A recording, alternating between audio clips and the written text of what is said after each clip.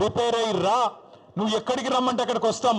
ఒకవేళ ఎందుకంటే నీకు మాట మీద నిలబడే అలవాటు లేదు కాబట్టి, నువ్వు మాట తప్పుతావని తెలుసు కాబట్టి, నీకు జూలై 8 నాడు 11 గంటలకు మేమే ప్రెస్ క్లబ్కి వస్తాం.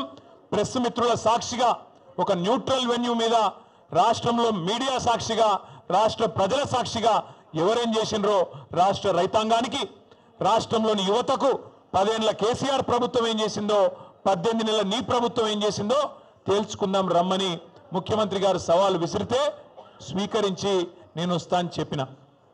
వస్తాడేమో అనుకున్న ముఖ్యమంత్రి.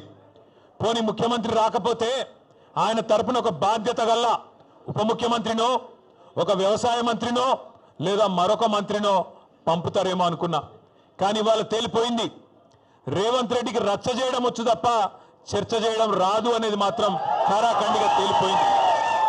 రేవంత్ రెడ్డికి బూతులు మాట్లాడడం వస్తుంది తప్ప రైతుల గురించి మాట్లాడడం మాత్రం రాదు అనేది స్పష్టంగా తేలిపోయింది.